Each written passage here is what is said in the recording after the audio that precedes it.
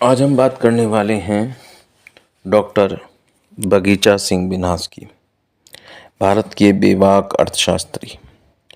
भारत की आर्थिक नीति को समझने और गरीबों के जीवन को बेहतर करने में जिन भारतीय अर्थशास्त्रियों का अमूल्य योगदान है, उनमें से एक नाम है डॉक्टर बगीचा सिंह मिन्हास का।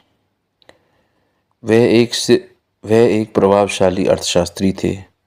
उनका जन्म आज ही के दिन 1925 में पंजाबी किसान परिवार में हुआ। वह परिवार के पहले व्यक्ति थे जिन्होंने स्कूल और कॉलेज तक शिक्षा हासिल की।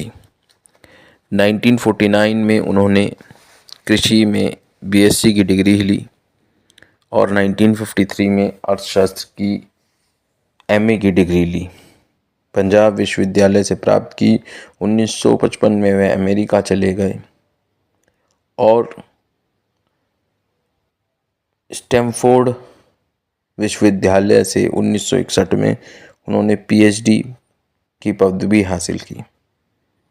स्टैमफोर्ड में 1 साल तक पढ़ने के बाद वह भारत आए और भारतीय सांख्यिकी संस्थान दिल्ली से जुड़ गए। 1963 में प्रोफेसर बने। 1968 में रिसर्च प्रोफेसर और 1976 से 1989 तक सेवानिवृत्त होने तक योजना इकाइयों के नेतृत्व करते रहे। डॉक्टर मिन्हास ने योजना आयोग, छठे वित्त आयोग और अफ्रीकन एशियन ग्रामीण पुनर्गठन संगठन जैसे कई महत्वपूर्ण पदों पर कार्य किया। उन्होंने शोध का अधिकांश हिस्सा हमेशा से भारत की गरीबी मापन और गरीबी उन्मूलन नीतियों से जुड़ा रहा। उन्होंने सांख्यिकी प्रणालियों को सुधारने पर जोर दिया और गलत आलोचकों के विरुद्ध सशक्त रूप से इसका बचाव भी किया। इनकी शुरुआत के 2 महत्वपूर्ण शोध पत्र नोबेल विजेताओं के साथ आए। केथर एरो और रॉबर्ट साले के साथ प्रकाशित हुए, जो आज भी व्यापक रूप से अध्ययन किए जाते हैं। डॉक्टर मिन्हास ने हमेशा कहा कि भारत की आर्थिक नीति का अंतिम उद्देश्य गरीबों का उन्मूलन होना चाहिए। उन्होंने न सिर्फ सार्वजनिक स्वामित्व को स्वीकार किया और न ही अंधाधुंध मुक्त बाजार का। उनका मानना था कि नीतियां केवल साधन हैं, मूल्यांकन उनका गरीब के जीवन पर पड़ने वाले प्रभाव पर होना चाहिए। योजना आयोग में रहते हुए उन्होंने गरीब के थोक व्यापार को राष्ट्रीयकरण का विरोध किया।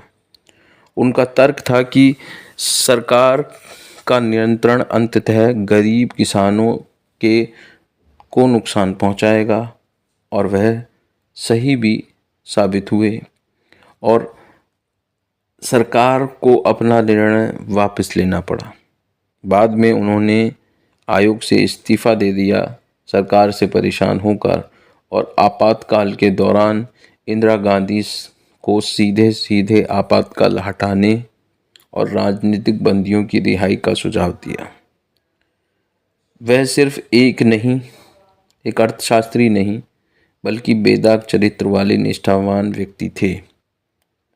उनकी बेबाकी इतनी प्रसिद्ध थी कि उनके आलोचक तक कहते थे कि डॉक्टर मिन्हास के लिए सत्य को सत्य कहना ही काफ़ी है, और वह सत्य को स्थापित भी करना जानते हैं। इस बेबाक सच ने उन्होंने सत्ता में और सत्ता के बाहर दोनों ही ओर के नेताओं का सम्मान दिलाया। इंदिरा गांधी ने भी उन्हें सलाह दी कि आप जयप्रकाश नारायण उन्हें बहुत सम्मान देते थे। 1985 में दिए गए जेपी स्मृति आख्यान योजना और भारत के गरीब के लिए इन दोनों के साथ इनका संबंध का जिक्र भी है। आज अफसोस की बात यह है कि उनकी आलोचनात्मक आवाज़ हमारे बीच नहीं है। जब देश फिर से असफल भ्रष्टाचार ग्रस्त योजनाओं में गड़ा रहा, जिसके खिलाफ वे दशकों पहले चेतावनी दिया करते थे। डॉक्टर बगीचा सिंह मिन्हास हमेशा यह सिखाया है कि सच्चे विद्वान का काम सिर्फ ज्ञान बांटना नहीं, बल्कि सत्ता के सामने सच बोलने का साहस रखना है। वो आज भी हमें याद दिलाते हैं कि गरीबी उन्मूलन ही भारत की असल योजना होनी चाहिए, या कोई भी योजना गरीबी उन्मूलन ही होनी चाहिए। अगर आपको ये वीडियो और ये जानकारी अच्छी लगी तो इसे लाइक करें, शेयर करें और ऐसे महान विचारकों का इतिहास जानने के लिए मेरे चैनल को सब्सक्राइब करें। आपका धन्यवाद।